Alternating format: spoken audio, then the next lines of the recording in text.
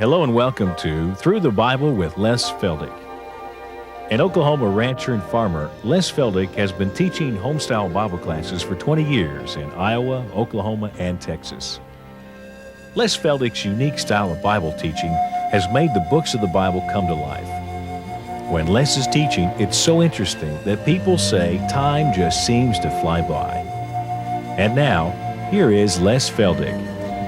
Okay, and ready to go again, and we'll go right back to where we left off in Revelation chapter 17. Like I told you, we'll go as far as we can, and we'll stop, and then we'll pick it up. Now, I know for those of you watching on television, this means a whole week in between, but you'll have to bear with us. But anyway, we trust we can hold it all together, and that you'll be learning, and hopefully we're making Revelation a little easier to understand. But anyway, if you'll come back with me now to chapter 17, and we'll pick up where we left off there in verse 3. And we're talking about this great religious system that's going to come on the world. We're already seeing all the seeds of it. Which particular religious system will end up heading it up, I don't know. There's a lot of speculation. There are a lot of worldwide, huge religious organizations on the scene tonight who have tremendous wealth. They have tremendous political power, and they have, for the most part, been persecutors of true believers. I made mention of that in a program some time ago. In fact, I guess a couple of years ago. I guess I was reading it in one of the little books that we've transcribed. But you see, it's always been that way. Even way back in the Old Testament, the pagan, idolatrous world was always making life miserable for the true people of God.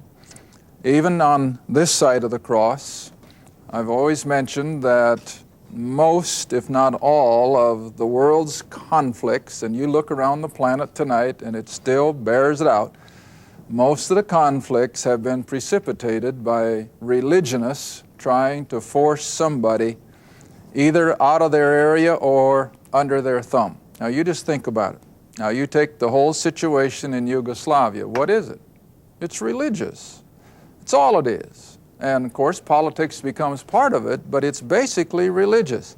And so as this great religious system comes on the scene, it will of course be satanic. Just because it's a religion doesn't mean it's godly. It'll be a satanically inspired organization under the guise of religion, which will be headed up again by this one world religious leader, which we've identified as the false prophet, who I said a few weeks ago could very easily be an apostate Jew. After all, I was reading here a while back where one famous Jew was a Muslim, so it's not unusual for Jews to embrace something other than Judaism. But whatever, we know this great religious system is coming on the scene. It's going to be worldwide, and it's going to have tremendous power over the everyday individual. We're going to see now in just a little bit that it is supported by the government of the Antichrist. Now that's nothing new. Even today, you go into certain nations in Europe and the government actually subsidizes and supports some of the large denominations. I remember here, about a year ago, I had a young lady from Switzerland who was in one of my classes. She was an exchange student over here. And I was talking to her at break time, and she was telling me that her daddy was a minister of a rather large church over there in Switzerland. I don't remember what denomination, but it was a Protestant. And I said, well, you know, I've always heard that very few people in Europe go to church anymore. Does he have any better luck? Oh, she says, no, nobody comes. She said, nobody comes to church. And he says, all he is paid for is to be there for weddings and funerals, but she said, nobody comes to church. And I now, wait a minute. I said, then who pays his salary? Well, she said, the government. See, so there you are. The government supports that particular denomination, and out of that comes the salaries. Well, you see, this was the very nature of the thing when our forefathers left Europe. and took sail for America is that they wanted to come out from under that big hand of the government who was literally subsidizing their particular church. And that's why our forefathers were so adamant in the separation, as they called it, of church and state. Now that didn't mean that they didn't want God in government. See, that's where we have completely twisted it all around. Our forefathers certainly did not intend to take God out of government, but they did not want government to run their church. And that, of course, is as it should be. But here, now let me show you the language. Verse 4, the woman was arrayed in purple and scarlet, decked with gold, precious stones, and pearls, a golden cup in her hand. What does all that speak of? Wealth, tremendous wealth. And again, look at some of the large religions of the world. Their subjects are poor as church mice, but where's all the wealth? In the hands of the hierarchies, see? And so this will be the same thing. Now, like I say, all the religions of the world are going to come under this one. In other words, the Shintos of Japan and the Hindus and the Mohammedans and the Catholics, the Protestants, you name it. They're all going to come under this one great umbrella. And it's going to be satanic. It's going to be demonic, because you see, in her hand is this golden cup full of abominations and the filthiness of her immoralities. Now again, like I said, not so much the physical sexual immorality, but the spiritual. This amalgamating, see? This amalgamating of idolatrous worship, of so-called biblical worship or whatever, and it's just a tremendous amalgamation of all these various idolatrous religions. And then verse 5. And I'm going to come to the point that she is carried by the government in verse 7. But verse 5, upon her forehead was a name written, mystery, from which we get the word secret, of Babylon the Great, the mother of harlots, and the abominations of the earth. Now those of you who were with me way back when we were studying in Genesis, and when that early post-flood group of people gathered there in the valley of Shinar on the Euphrates River, and they built the Tower of Babel, what began at that point in human history? Well, all pagan, idolatrous religion. In fact, any cult today, if they are a true cult, even though they may use a certain amount of Scripture, yet you can take parts of their doctrine that'll put their roots right back in the Tower of Babel. Every one of them. And all of the religions of the world have their roots going right back to the Tower of Babel. That's where it all began.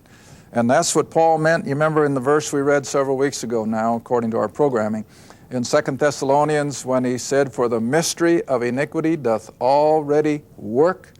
Oh, it's been working ever since they scattered from the Tower of Babel. And it has been a constant adversary of the true worship of Jehovah God. First for the Jew. What was Israel's nemesis all through her early history? Going into idolatry, see? Baal worship, Moloch. What were those? Those were all idolatrous gods, see? All right, now you come on this side of the cross and you have Paul going out into the Gentile world. What was he confronted with? Well, let me show you an example. Come back to the book of Acts, just for one example.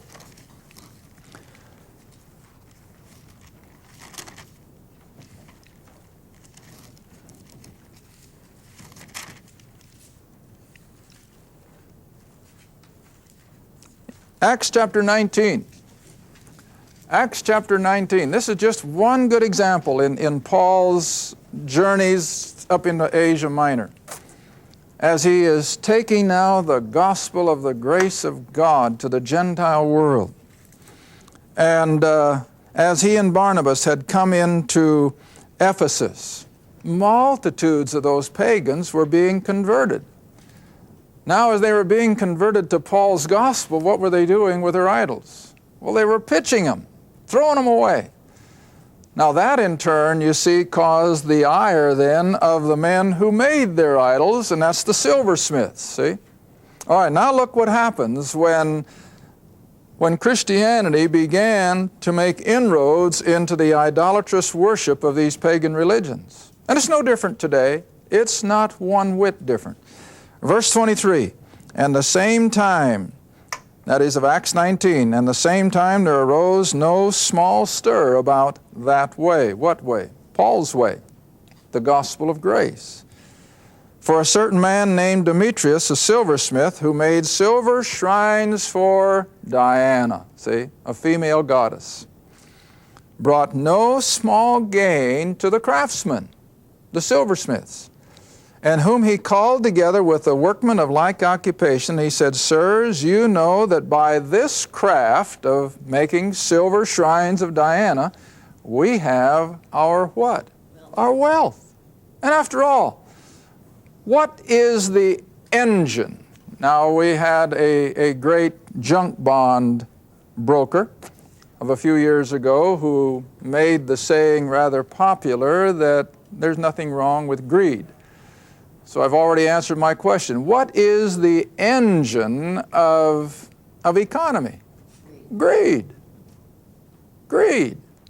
It's that constantly wanting more and more and more.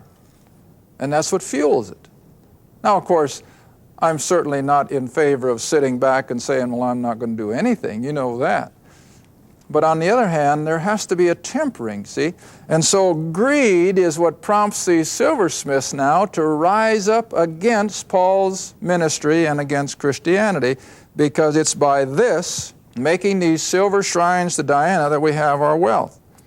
Verse 26, moreover, you see and hear that not alone at Ephesus, but almost throughout all Asia, that is Asia Minor, that'd be Turkey, this Paul hath persuaded and turned away, what? Much people, saying that there be no gods that are made with hands. And so not only this, our craft is in danger to be set at naught, but also that the temple of the great goddess Diana should be despised, and her magnificence should be destroyed, whom all Asia and the world, what? Worshipeth. Now that's what idolatry does, see? Idolatry just feeds on the baser instincts of humanity. All right, come back now into Revelation chapter 17. And so here we have this great religious system. Verse 6, or verse 5 again, going all the way back to old ancient Babylon, the Tower of Babel. And it's been the adversary of the truth of God ever since. But it's going to crescendo during this last 7 years, when it's just going to all of a sudden come to a peak. So this mystery Babylon the Great, the mother of harlots. Now, even though idolatry is basically dealing in the realm of the spiritual, albeit it be the dark side of the spiritual, yet idolatry still is dealing with man's innate desire to worship something, isn't it? But when you get into a study of pagan worship, especially back at the time of Paul and the New Testament, you want to remember that part and parcel of their worship was gross immorality. Because you see, almost every pagan temple, like this one mentioned in Acts, the temple to the goddess Diana, were nothing more than glorified houses of prostitution in the name of their religion. And those pagan priests would conscript young ladies from out across the countryside to come in, and they were forced into prostitution, but in the name of religion. And see, this is what God is finally coming back to. Now verse 6, and I saw the woman. Now remember, we're talking about the religious system. Just like the beast refers to the political system, this woman here is referring to the religious system again. And I saw the woman drunken with the blood of the saints. Who has been the persecutor of true believers? Religion, of one sort or another. And so they've been filled with the blood of the saints and with the blood of the martyrs of Jesus. And John says, when I saw her, I wondered with a great admiration. I suppose he had to wonder at all of their wealth and their pomp and their circumstance, see, and their power. Verse 7, and the angel said unto me, wherefore did you marvel? I will tell thee the mystery or the secret of the woman and of the beast that carries her. Now, what does that tell you? If you've got a beast of burden carrying something, it's supporting it, isn't it? All right, so what you really have here now then is that this revived Roman Empire, this great political worldwide system now, headed up by the man Antichrist, is going to subsidize, is going to support this world church. See that? And the church is riding upon it. The government of the Antichrist is supporting it. Verse 7 continuing. The beast that carries her, who has the 7 heads and the 10 horns. And again, that's a reference to the Antichrist, to Satan, as well as to the empire.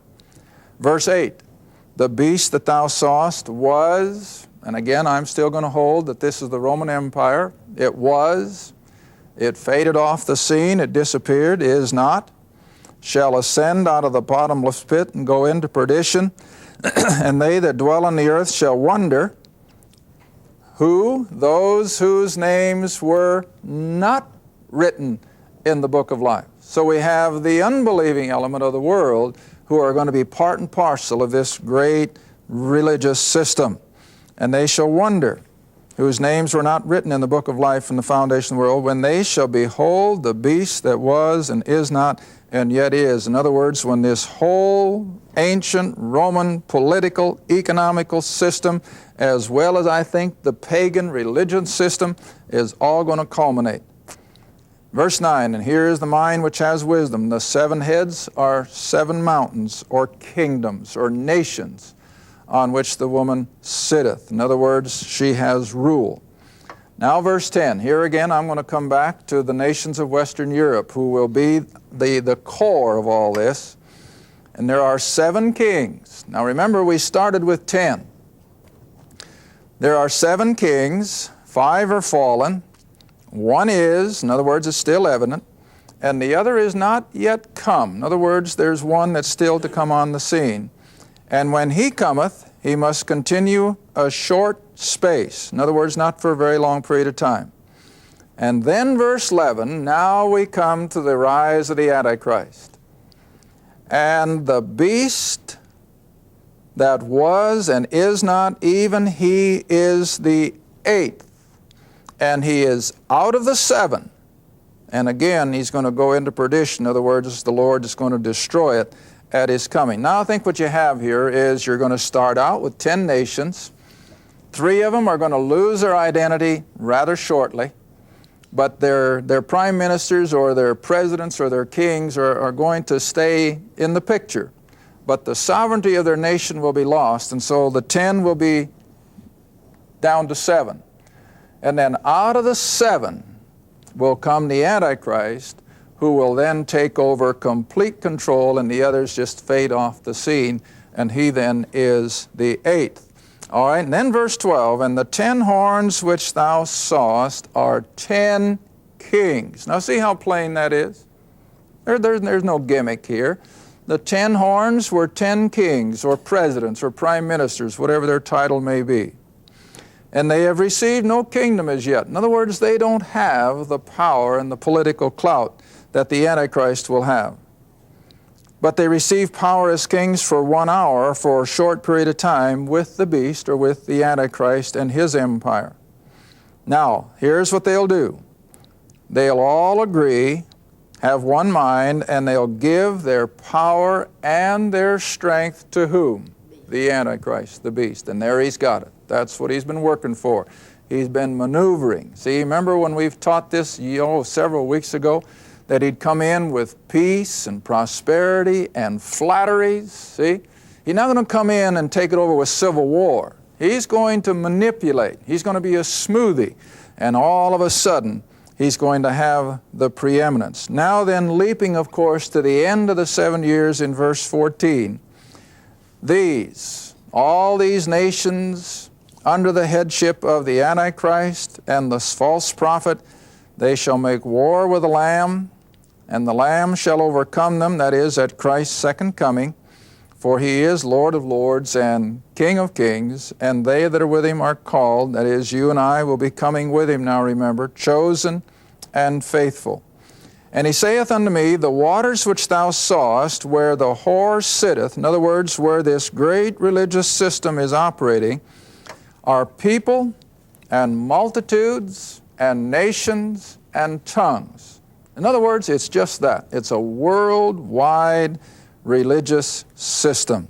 Verse 16, and the 10 horns which thou sawest upon the beast, these shall, now all of a sudden you got a change in language. Now watch it.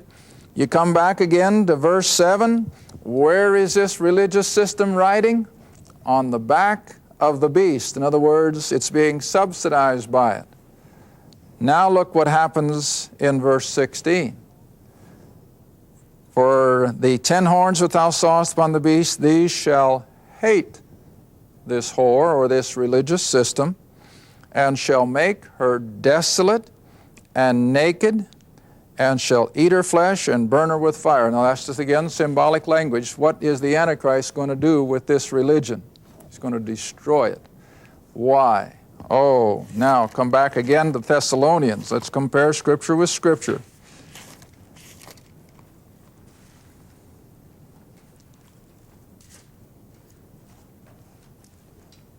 Now, I think we can also go all the way back to Daniel, but find 2 Thessalonians first, chapter 2. 2 Thessalonians, chapter 2.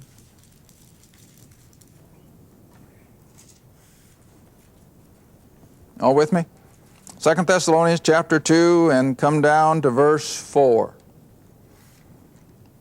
The pronoun who, of course, referring to the man of sin, the Antichrist, who opposeth and exalteth himself above all that is called God or that is worshipped, so that he as what?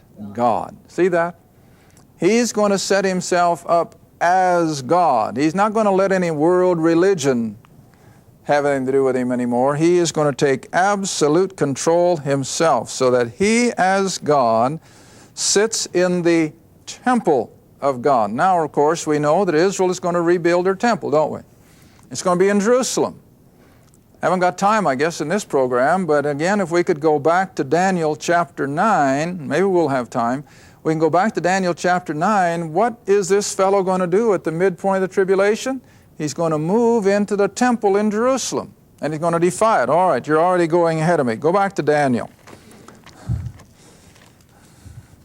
Go back to Daniel. Chapter 9 again, a verse that we look at over and over because it is so foundational to the prophetic study, especially of Revelation and the 7 years. Daniel chapter 9. Daniel chapter 9, drop down again to verse 27. Where this prince that shall come, in verse 26,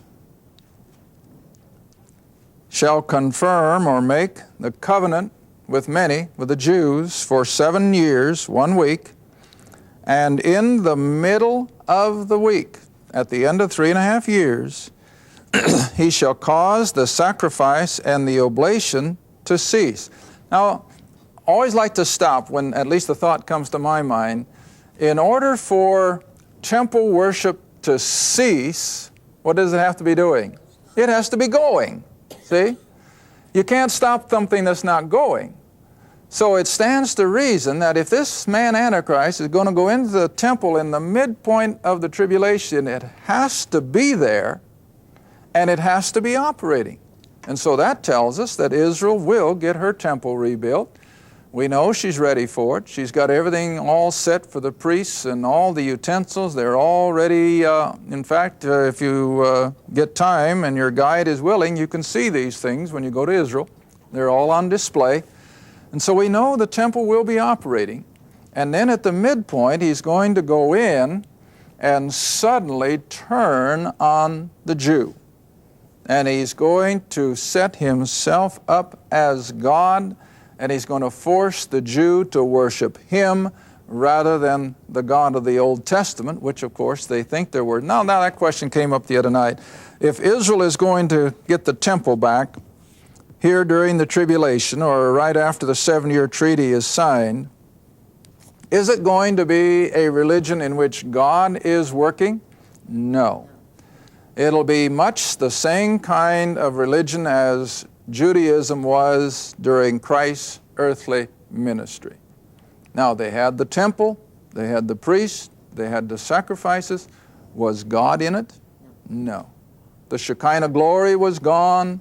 The Ark of the Covenant had been long gone, but they were still practicing a religion. And so it will be again in those first 3.5 years. It'll be much the same thing as it was, I think, at the time of Christ. They'll be going through all the rituals and they'll have all the religion aspects, but God won't be in it because, you see, they are still denying the Christ that has died for them. Well, anyway, now if you can come back in the final few seconds that are left to Revelation 17 again. So the Antichrist will destroy this great world religious system so that he himself can have full and complete control. Verse 17, for God hath put it in their hearts to fulfill his will and to agree and give their kingdom unto the beast, to the Antichrist, until the words of God shall be fulfilled. In other words, when the 7 years will finally come to its end. Then verse 18, and the woman which thou sawest is that great city which reigneth over the kings of the earth. Now there's a lot of speculation as to what city that is. Personally, I think that by this time it will be Jerusalem. Thank you for watching Through the Bible with Les Feldick, a weekly Bible study. If you would like more information about the Les Feldick Ministries, a Bible study in your area, or about this program, write to Les Feldick Ministries, Route 1, Box 760, Kinta, Oklahoma, 74552. That's Route 1, Box 760, Kinta, Oklahoma, 74552. Through the Bible with Les Feldick is viewer supported, and your gift is appreciated. Thank you, and be sure to tune in next time for Through the Bible with Les Feldick.